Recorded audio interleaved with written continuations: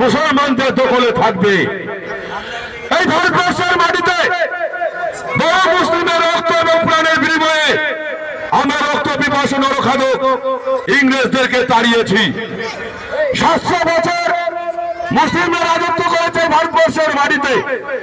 সেদিন আমরা হিন্দু মুসলমান কাঁধে কাঁধ মিলিয়ে আমরা ইংরেজদেরকে তাড়িয়েছিলাম। 1950 সালে 26শে জানুয়ারি ভারতবর্ষকে গণতান্ত্রিক ধর্মনিরপেক্ষ রাষ্ট্র হিসেবে ঘোষণা করা হয়েছে।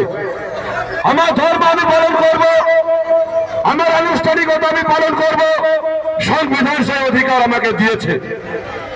আজকে তারা যখন তাদের ধর্ম পালন করে, তাদের ধর্মের পক্ষে বলে, তখন তারা দেশপ্রেমিক হয়ে যায়। আর আমরা যখন আমাদের ধর্মের কথা বলি, আমাদের অনুষ্ঠান পালন করি, তখন আমরা দেশদ্রোহী হয়ে যাই।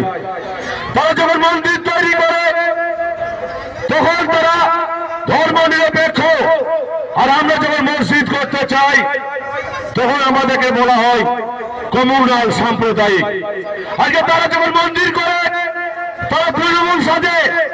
আর আমাদের হুমায়ুন কবির সাহেব যখন বাবরি মসজিদ করতে চায়, সেই বাবরি মসজিদ করার কারণে তাকে বহিষ্কার হতে হয়।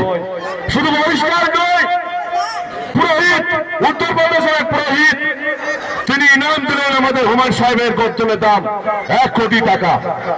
जो हमारे गद्दल को काट के ले आएंगे उसको 1 कोटी টাকা इनाम देंगे। এক পুরোহিত ঘোষণা করলেন উত্তরপ্রদেশে। দফায় দফায় চক্রান্ত ষড়যন্ত্র। শুধু তাই নয়, হুমায়ুন কবির মহাশয়কে গ্রেপ্তার করার জন্য 250 ফোর্স, 250 পুলিশ এই মুর্শিদাবাদের মাটিতে নামানো হয়েছিল। হুমায়ুন কবির মহাশয়কে প্রিভেন্টিভ অ্যারেস্ট অর্ডার দিয়েছিলেন রাজ্যপাল, অগ্রিম গ্রেপ্তারি পরোয়ানা জারি করেছিল। এত প্রতিকূলতা কে জয় করে হুমায়ুন কবির মহাশয় বাংলার মাটিতে একটা পরিবর্তনের ডাক দিয়েছেন।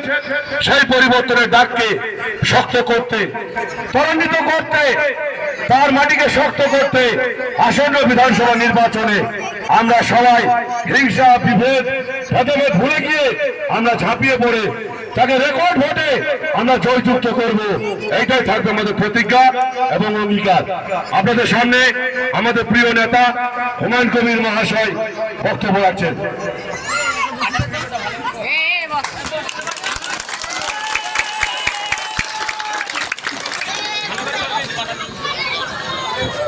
আজকে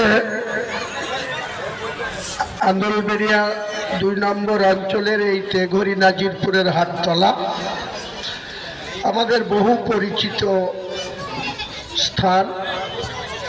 আমাদের রাজনৈতিক জীবনে কখনো